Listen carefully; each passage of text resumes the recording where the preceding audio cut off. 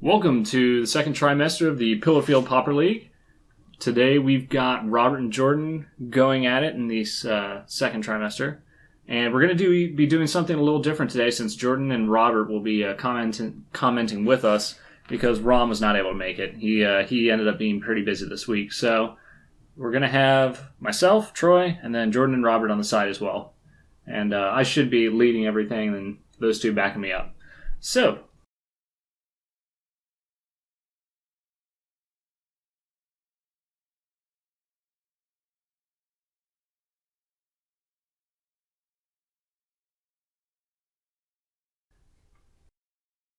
Oh, that's right. It's the traditional BorosKitty. And it looks like Robert took a mall in the opening hand.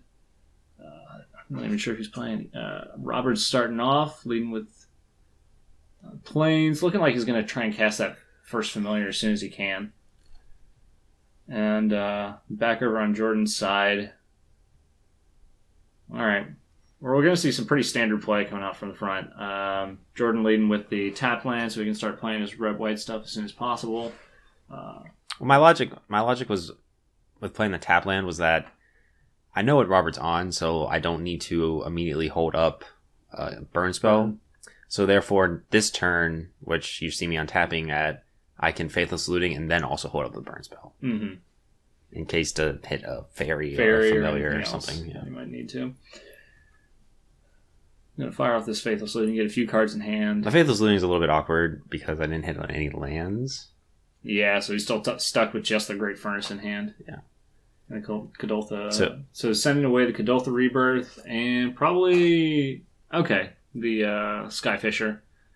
I guess he's trying to make sure that he's got the early game because... Or he's not as worried about the late game as the early game. Right, my logic was kind of, if I can keep the board clear, then there's not really any cards to combo off with. I think that might be been a little bit incorrect as I kind of figured later on. I really just wanted to present a clock. And unfortunately, both of the cards that I pitched would have helped with that. Yeah. So back over on Robert's side, he's digging right now, looking for some more blue sources in terms of lands, is my guess. Yeah, and the idea with the not playing the familiar turn 2 was that I wanted to be able to ponder and play the familiar on turn 3. Just because I didn't have any way to draw cards in my hand, so I needed to work through my deck as soon as I possibly could and get some engine started. Gotcha. And actually, this is pretty nice because nothing happens. It sets you up for a Mole Drifter the next turn. As well as a possible Cloud of Fairies and into Snap for fast mana, but we'll see what happens here in a minute. Oh, that's right. I was thinking Flame Slash was a instant, and I was confused why he didn't do it in the last turn, but of course it's a sorcery. You only have one copy of Flame Slash in your deck, right, Jordan? It might have been moved up to a couple. I thought he had 4. Really? No, it's definitely not 4 because you have four blasts and 4 bolts. Right. So two's probably his most. Okay. All right. So it looks like, Robert got that other blue land he was looking for, and is probably he can start doing some stuff right now if he wants to. Mole Drifter into Snap or Cloud of Fairies into Snap if he wants to go for fast mana. But looks like he might just let it float through. Yeah, no reason to go off now, but he can go off later. So we're back to Jordan's side. He did end up picking up Plains at one point. Yeah, and part of not trying to force the issue right now is I know Jordan is burning his deck, and I know I can just sort of land a Mole Drifter next turn regardless. So Jordan is not presenting a huge clock right now. So I do not need to respect him on that front right now. and that goes back to the Faithless Looting, right? Because right now I could have a core Skyfisher and maybe another Kadoltha Rebirth, and I could just really be putting on the pressure. But as it turned out, pitching those two was definitely a mistake. And here I thought about journeying. Yeah, it leaves you very reactive right now. Right. And I thought about journeying there, but then Snap is just brutal because I have to get rid of my own creature, so I decided not to. Yeah, so here I'm just trying to figure out the order of things. What's going to not get me blown out too much. Mm-hmm. And you'll see how this plays. Just see where we go. So we're going to lead into a Cloud of Fairies. That'll let him untap some lands. And then... So he's got a Ghostly Flicker in hand. Oh, that's Cloud of Fairies gets blasted. Right, so I'm trying to find a way to play around his burn, but he's got so much of it that it's just not possible. Mm-hmm. I'm just staring at that Ghostly Flicker, sadly. Just one step away from it. Well, I think that was the plan. But at the same time, I did manage to pull all of that burn out of his hand, and now I can just sort of play a Muldrifter. Mm-hmm. Which I think is what I do here. I think that's the right call. I mean, otherwise you're just leaving you're not doing anything else this turn, and you might as well put the Muldrifter, get some cards while you can. While he doesn't have any kind of burn set up for it. So plays the Muldrifter, draws into Seagate Oracle, another familiar. Yeah. Get a little more card selection. Seeing what he can draw into here. Compulsive Research. Just more digging, trying to get deeper into his deck. Probably see this Journey fired off on the Muldrifter. I guess that's the only thing stopping, or since is that a Giant Hawk? Clint Hawk is the only threat. Caca. Oh, he's getting the familiar, and then also the Muldrifter. Okay, because Jordan needs to continue putting pressure on. Well, my thought was twofold. I want to put pressure on, like you said, and then also trying to keep him off of comboing out. Right. I mean, in hindsight, obviously it looks bad because he has the second familiar, and even if he didn't have the second familiar, I don't think it's a great play. But I'm just trying to slow him down any way possible. Like, I haven't hit any draw engine. Well, there's not a whole lot else you'd want to journey anyways, because that's true. Most of what he's going to be going off with is going to be coming in on his turn and then either leaving the battlefield or have some sort of protection up for it. Yeah, and that's a good point, because those journeys just sort of set me back a little bit, but that's what you kind of need to be doing. But sort of at this point in the game, since I did have that gas still in hand to be able to work out of, I'm just sitting in a really good position. And I don't know what's in Jordan's hand at this point, but it can't be enough. Yeah, Jordan really needs some of the card draw that his deck is kind of known for, with those small spellbomb effects, artifacts, Icor Wellsprings, but looks like he's just drawn into a bunch of lands so far. So he's going to Faithless Looting right now. I think that's a good call. Into Glinthawk and a Sanctum Gargoyle. And the Sanctum Gargoyle gets artifacts back from the graveyard. Into hand. Yeah. Into hand. Okay. So, I have a quick question for you, Jordan. Why did you not play the Boros Garrison and return a land to your hand while floating mana? Or were you hoping that you'd draw into one? Because I wanted to play Glinthawk here, return the Furnace, replay the Furnace, and Kadolth Rebirth. Gotcha. Establish more of a board and try and hurry up a little bit more. Okay.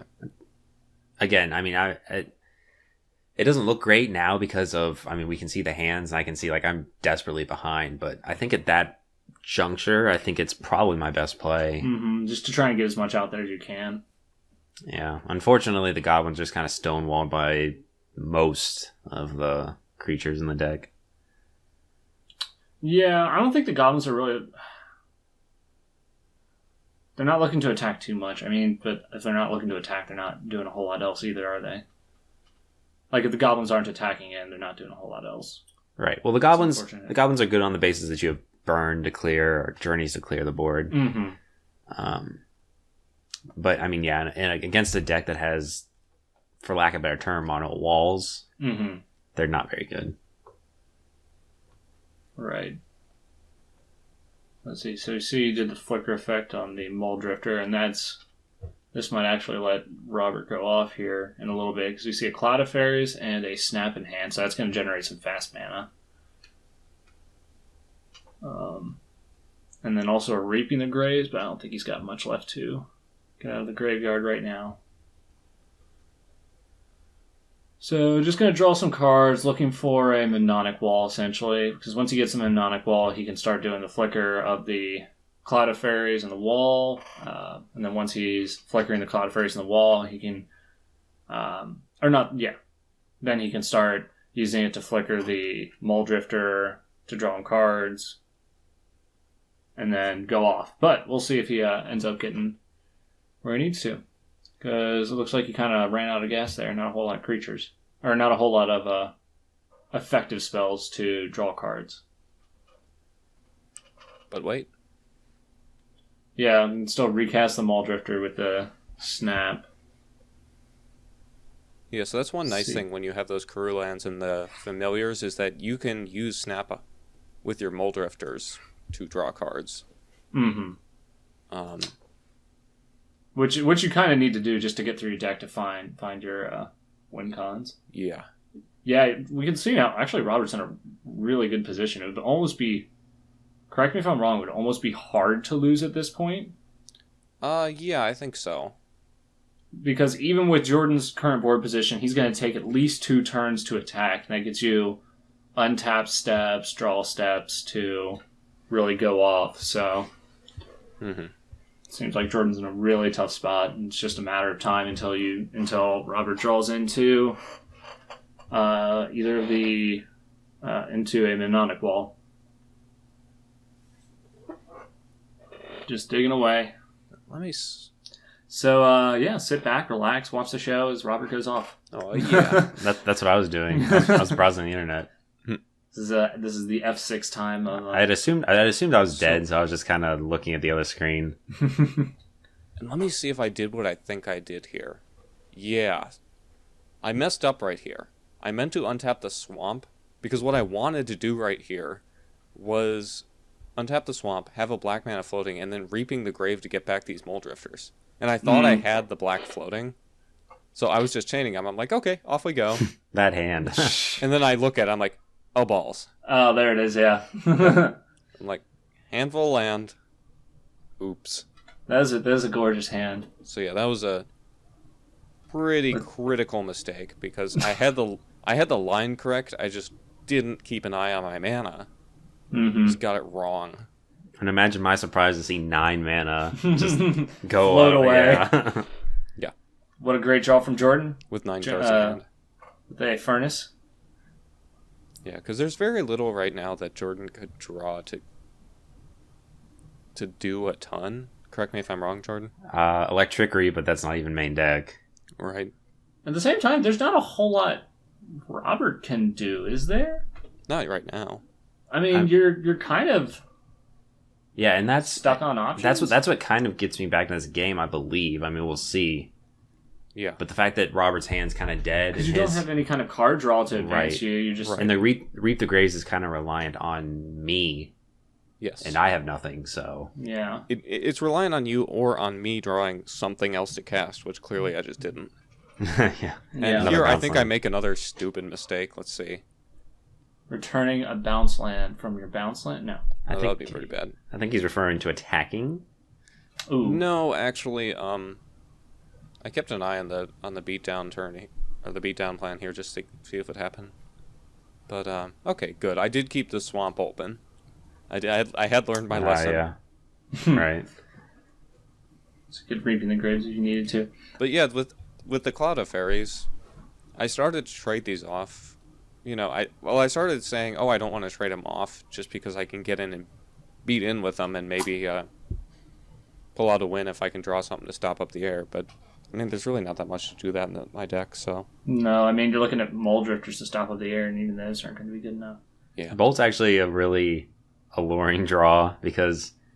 Oh, now you got him, now... I mean, the end is almost in sight for me. Yeah. Mm-hmm. Yeah, and he takes it here. Like, I need another Bolt. Or Kadoltha, not the Kadoltha Rebirth, but the... No, the other one doesn't do it, because it only does 2 on this board. Yeah, I guess that's true, but that's assuming that he doesn't... Yeah, and then Robert just bricks again. I mean, he just... Drawing into a whole lot of lands. Right. Yeah, I don't know if you... Yeah, I'm pretty sure at this point my deck had, 2 basic lands left in it. And that's why he played the I think Evolving. that was it. Yeah, that was for thinning. I was just getting sick of it. Yeah, well... So there's the first wellspring of the game for me. So there's some card draw. Mm-hmm. And if Jordan changed from this Will Spring into the Bolt, that gives Robert some room to Reaping the Graves. Mm-hmm. Correct? Right. And I told myself, like, to try and watch what I play just so I can, like, kind of play around the Reap the Graves. So if, like, he chooses to play it, the Storm count isn't that much. Mm-hmm. But, I mean, in reality, especially the deck I'm playing, like, the deck functions on you playing, like, cheap spells, multiple cheap spells a turn. Mm-hmm. So it's hard to do. Oh, man. So I'm doing Nightscape Familiar. So I'm guessing we're going to do Nightscape Familiar into a Reaping the Graves? Or just going to... He just passes, I believe. Yeah, I don't think that was... See, yeah, because that leaves 4 damage coming in the air. You realistically can't block with your Cloud of Fairies, right? Creep. I believe he blocks 1. Yeah, because I've got Reaping the Graves to get it back. I guess don't that's want true. to, but kind of have to. And it's going to untap your land, so... Yeah. Not losing too much mana. So that puts...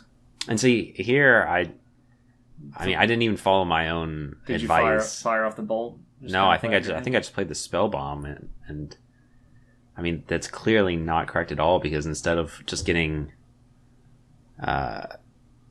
2 copies of Reaping the Graves, he now gets 3. Mm-hmm. So... That's if he... Yeah, and he does fire it off at this point. Yeah, oh yeah. Mm-hmm. Because I was just waiting for that value, and this is the turn where I knew I had to use it regardless. Yeah, because you're just dead next turn. Yeah.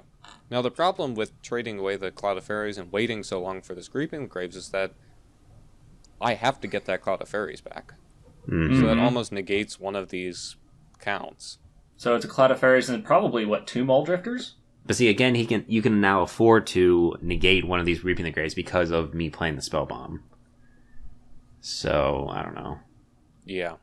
I don't think it was incorrect to play the Spell Bomb, but I don't think so. If I was thinking of my outs, I probably should not have played it, because it doesn't. The mirror doesn't do anything. Drawing a card does, which I think was my thought process. But in hindsight, I think it's probably correct to keep in hand. So 2 Muldrifters, a Cloud of Fairies. So yeah, I mean, and then what was this? Is this on Robert's turn? So drew into the other Terramorphic Expanse. Yeah, and I mean, if you look at Robert's deck, he's going to draw a fourth of his library with his Muldrifters. Mm-hmm. So you know he's going to hit something. So there's the Sage Row. These Muldrifters only cost 2 mana now, so that's nice. Yeah. So now he has almost basically what he needs. Yeah. So he's just looking for the wall. But he hasn't gotten it. But he has flickers and snaps to chain the Muldrifters. Yeah. So we'll see. This is where we could just go, we'll see what the familiar player does. But this is the really difficult part on Robert's end, trying to figure out, all right, which one of these do I play first? How do I line this up so that if he does have some way to kill my creature, I can protect it while still getting value. And there is one other thing that I'm considering at this point, and that's that I'm looking at my library count. Oh, making sure you don't mill yourself. Right. Because if I flickered the Muldrifters a couple too many times, I could run out of deck. It shouldn't happen, because I should have hit a wall before then, but you've seen how how many Mnemonic Walls do you run? 4. And in those last 12 cards, there's 4 Mnemonic Walls? Yep. Sometimes just luck of the draw, huh? Yeah. But I've got enough gas to be able to draw through, and then I've got the familiars to make it cheap when it does show up. So at this point, I'm in a good spot, but Jordan's still got his card. He's waiting for his chance to fire this bolt off. Mm-hmm. I have to assume that's what it is. Yeah. It is so hard sitting, and I know this from experience, it is so hard sitting on Jordan's side, knowing when to fire this bolt off, because in terms of when I'm playing Stompy, I know that one of my answers to you going to Familiar going off is I have Vines of Vastwood, which can counter one of the targets. But a lot of times it's, all right, do I Vines now, or do I let him draw the cards? And then since he probably has a way to pull like either a Snap or a Ghostly Flicker or something like that. Mm-hmm. Yeah, and it turned out that it wasn't relevant because he has a Snap in hand. Mm-hmm. Yeah, but that did still make things a little bit awkward for me, because if I had bricked on all these Muldrifters, then I have no other ways to draw cards. Correct. Now, I could probably count the cards remaining in my deck, and it might be statistically impossible for that to happen. But, the possibility might be there. It still technically exists. Well, it might. Oh my goodness! And you didn't draw it. But I did draw more card draw. Yes. This is where I just go, okay. Start casting cards for free, essentially, with all these familiars and mana floating around. So I really want to see what this scry is, because I'm sure it's 3 other cards in a single mnemonic wall. I think it may have been 2 mnemonic walls. Well, yeah. Okay. Ridiculous. So, after having to dig through nearly his whole library, I don't think Jordan... I don't think you messed up at any point. I don't know what you could have done. I think earlier, just like I said earlier, pitching the Skyfisher and the Rebirth was a mistake, because, I mean, if you look at Robert's life, he's at 4. It's true. Like, if that Skyfish was down any earlier, it could have hit him for at least that extra 2 damage I needed. Mm-hmm. Other than that, I mean, I didn't draw particularly well. Yeah, you had a couple dead draws, and what is it? But I don't think there wasn't the spell bomb was a misplay. Yeah, I think that was the right. right call. There also wasn't a point anywhere in the game where like killing his fairies in response or something would have saved me or anything. Mm-hmm. So are we gonna watch the combo go off, or I believe I can see it here very shortly. Yeah. Okay. Mm-hmm. Just to make sure that he can do it. I figured the fans at home would want to see him do it. Yeah. Yep. Except that would have been a little bit of a wait. We can redirect him to your other video, Robert. Yeah, if anybody actually cares to see that, check out. Is it on the Pillarfield channel? I think it is. I think so. And yeah, because I'm running the daily, and the very first match, I'd go off on turn 3. It's wonderful. Haven't been able to do that since, but Yeah. I was on the Pauper subreddit, and I saw somebody asking what deck they should run at. Like a group of them was doing a Pauper deck, and I suggested Familiar because it's just such a fun deck to watch go off when it does. Yeah, and the decisions in it are just painful sometimes to try and figure out which way you're supposed to go with it, which whether you're generating the mana or whether you're generating cards based off of what's left in your deck. Yeah. Because sometimes you're left with just 1 blue and a card draw spell. I mean, it's a combo deck. And you got to figure out how you want to do it. So it's a lot of combo fun. deck. I love the deck, but yeah. I'm glad you appreciate the deck. So it looks like on Jordan's end, 2 Electriceries coming in, 3 Pyroblasts, and Here I'm just setting aside what cards I put in and what cards I take out. Oh, okay. So then 2 Sanctum Gargoyles, 2 Urgent Spell Bombs, and a Faithless Looting all came out. Right. Thank you. I really appreciate it. Yeah.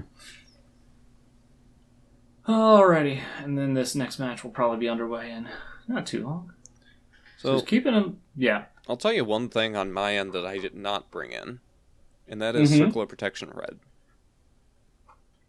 Right. Because... even though, his deck is Boros, none of his constant damage dealers are red. All of his creatures are white. So pulling that thing in just isn't useful. Hydroblast is somewhat more useful, but it's still, it still doesn't do a ton. It protects the combo, but I'd probably just as well have another piece of the combo or another way to draw into it. So there's very little I would rather... I've played with Hydroblast in Familiar. In certain matchups, you need it, but I don't think this is one of those. Yep. All right, so looking at starting hands, looks like Jordan has a rough starting hand to begin with. And he's going to mulligan that away. Go down to 2 Kadoltha Crossroads. Kabira.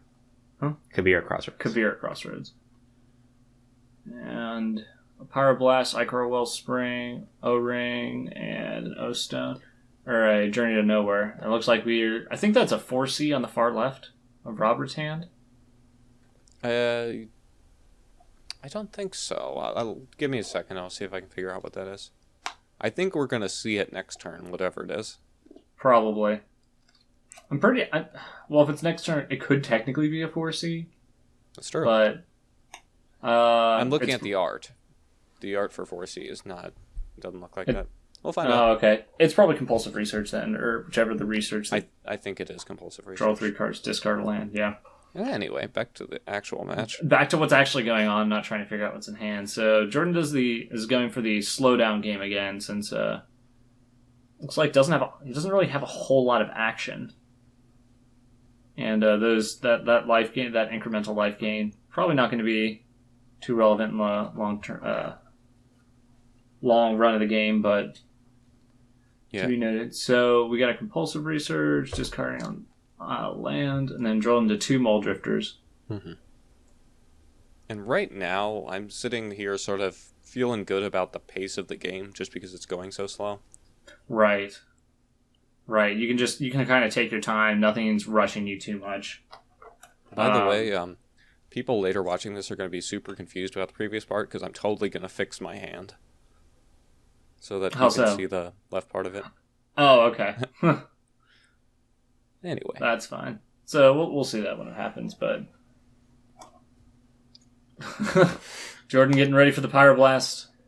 Yeah, it's likely I shouldn't have counted this, but I felt like my hand was so slow that... You wanted his hand to be slow too? No, not necessarily that, because his hand's already slow, and that's kind of how the deck operates. It's just that he's going to benefit long-term from setting up his hand. Mm-hmm. So doing this has effectively canceled out his turn. He can play a land and say go. But you don't counter it. Right, I didn't do it here. We'll see, I guess. It looks like it really almost drew blank there. A whole lot of lands. Yeah, and looking back, I probably should have Pyroblasted. And I think part of my mindset was I didn't get to counter the first one, so I was kind of like, eh. So why bother trying to counter the second but it was definitely, I don't know. Probably should have. I don't know. I mean, you've got other targets to counter or burn away. So Robert drew into a Cloud of Fairies, but we're probably going to see a Mole Drifter come down right now. If nothing else, I'm probably going to see a Mole Drifter evoked in. You think that's right? That's what my play would be. Well, we'll see, because that's just progressing the board, not putting forward any of the combo pieces. So yeah. Again, Jordan doesn't have me on any clock, so I'm more than happy to just present a Mole Drifter and see what he does. Yep. Just counter that off right away. Mm-hmm. He's already given you a lot of cards. It looks like he really can't afford to give you too many more. So Jordan's drawing a lot of burn. Just no threats. Yeah, I don't know if have you drawn a creature this No. whole game so far? Mm-hmm. Oh, that's really rough. So... Not sure what you're tapping for here. I'm flashing back the Faithless Looting. Oh, there was a Faithless Looting that was cast. Yeah. Oh, so there was. Okay. I hadn't seen it. So, drew into a Glinthawk and a Great Furnace. The problem with my hand right now, is that it's good. I don't want to discard anything. Mm-hmm. It's just kind of trying to sort out what I want and what I don't want. Yep. I don't think the Furnace is that relevant. 4 lands, I mean, do you need a whole lot more than 4 lands? I guess the red source is the important part. Yeah, it looks like I made the decision to pitch it there. That and the Bolt. Yeah. So, Robert's going to preordain. Set up his draws for the next few turns. He's got not a whole lot of pressure from Jordan yet, again. Kind of just going to see where he's going with this. Plays a Seagate Oracle again, setting up his draws. And Robert's got the Cloud of Fairies and the Mnemonic Wall in hand. All he's looking for, and he's got a Ghostly Flicker. He just needs a way to generate mana, really. I mean, you've got all the tools. Robert's got all the tools to start going off. He just needs.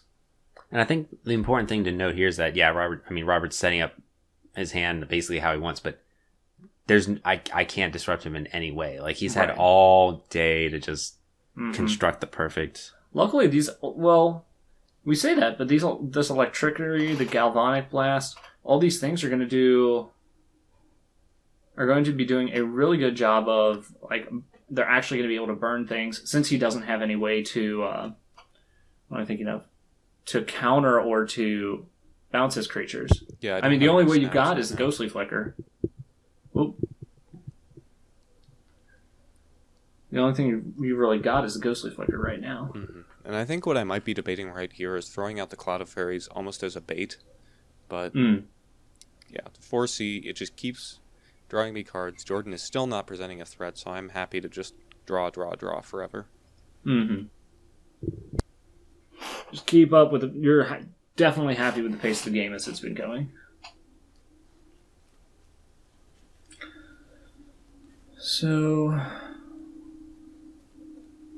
let's see. Draws into a familiar. That's a really good spot for Robert, because that will, along with the Azorius Chancery, give him the resources to start going off very soon. Yeah, and right here, if he kills the Cloud of Fairies in response, it's still not doing a lot, because I'm going to be able to untap those lands and I'm going to be able to go off. And what this, in fact, does, and he does do the Electricry, so that gives me the go-ahead. Yeah, you're safe to go feel free to start actually comboing off. So you're probably going to tap the Chancery, play the Familiar, play the Cloud of Fairies, then... and then you can play the wall and untap and then just start going off from there. Yep. Oop. Unless there's a misplay of some kind, this really looks like it might be the game. But I said that last time, and I was corrected. But now he has, Mnemonic Wall in hand, so it's a lot easier. Yeah, and I think right here, actually, if you count my mana, which obviously we're not doing, but I was doing at the time, I don't have enough to play Mnemonic Wall and Ghostly Flicker or Mole Drifter. So I'm trying to figure out a way to make this all work within one turn. And, I'm thinking so I haven't played the deck, but I'm thinking you're going to flicker the Fairy and the Seagate Oracle. Then when the Fairy enters, that'll generate more mana. Then you can play the wall, which will get back your flicker. He could evoke the Mole Drifter and flicker the fairies in the Mole Drifter. Which doesn't look like that's what he's going to do. No, because I need mana. Because you need the mana, yeah. So I actually flicker the land just to get that one extra mana. Oh, okay. Help me go off here. Yep. I'm not sure if I ended up needing it or not, but I just wanted to be safe. Because I couldn't. My head was spinning a bit, because that happens when you play this deck, and I'm trying to, count the mana and make sure I have enough for everything. I'm like, you know what, if I flicker the land, that's going to be enough. Yeah, so here you see the Mole Drifter getting flickered, going off, and now just digging for Sage Rose Denison.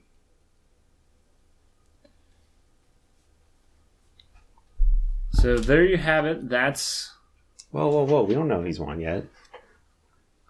It's true. You could technically misclick. To be fair, I was F6'd and browsing the internet, and I believe it probably gets to a point where he's just comboing off, and he has to message me or something or say something to me because I'm not even paying attention. Yeah, because I start comboing off. I thought that you were just letting me show off for the fans. No. I think I was reading something about basketball. Oh, man. So, let's see. So, out of curiosity, what is it? We have 60-minute clocks. Robert's down to... 42. So, he spent 18 minutes. So, if we were actually playing, he had 7 minutes left to finish this combo. Yeah. Which is plenty. Well, I also didn't make him go first. Or I didn't make him do it the first game either, though. That's true. 2 minutes. 2 minutes, he claims he can go off. Yeah. But it really depends on where the cards are in your deck, doesn't it? Well, that's 2 minutes from the actual start of the combo. Going through the deck, that tends to take a few minutes. But I had gone through the deck at that point. So that time is already on my clock. Because you guys, obviously you're going to make me go through the deck and present the win condition. Otherwise, I would just play without a Sage's Road Denizen. Yes. Well, that's what... that's actually... We should mention that I think this is what makes MTGO Pauper almost a different game from... Or, not just MTGO Pauper, but MTGO, a different game from Magic. Because you've got the clock systems, in MTGO is different than in real-life Magic. You have to account for that, and you have to consider maybe my opponent, if this is one of the ways my opponent can win is by timing me out, maybe that's his plan for winning this game. Yeah, I think, the other thing is, Familiars is kind of its own little thing because like when you have Twin in Modern, and in a real life tournament, you go, I present this combo, this is how it works, I make 1 million copies, and you have 1 million copies. That's just how it works. Mm-hmm. Whereas in real life, if you were playing Familiar, you would have to draw all these cards if you're looking for something. Like, you would not just be able to say, oh, this is how the combo works, you're dead. You would have to actually... Well, but once you get to the Sage Rose, you can say... that's true. But, yeah, and but it's kind of different in that sense. Well, when you have the Cloud of Fairies, Mnemonic Wall, Flicker, and then you have the Muldrifter or a Seagate Oracle, you can just say, I generate infinite mana. I draw my deck minus 4 cards to be safe. Mm-hmm. So you can do that shortcut. And then you can shortcut the Sage's Row Denizen. So. Yeah, there's a lot of shortcuts that you can do in Magic just by saying, this is what I do, you get the picture, right? You're not going to make me go through it. But in MTGO, you have to go through it. I mean, there's the same case with Mono Blue Tron, in that technically one of the win cons is milling out your opponent. And, you know, if your opponent has gone off to infinite life with a... Oh, what am I thinking of? Finks. With a Finks combo or something of that effect, you... Like, one of the ways you can still beat them is by milling them. So if you're online, you would realistically have to go through and mill them to beat them. Yeah. It's not going to happen online. Which is not going to happen online, but in real life you can say, all right, I do this for the rest of the game, I untap, I discard cards that are irrelevant, and then pass it back to my turn. So just a quick side note to people watching, especially people who might play this deck. What I do, the way that I play through this combo, is I put all of the Sage's Row Denizen triggers on the stack first, and just let them sit there.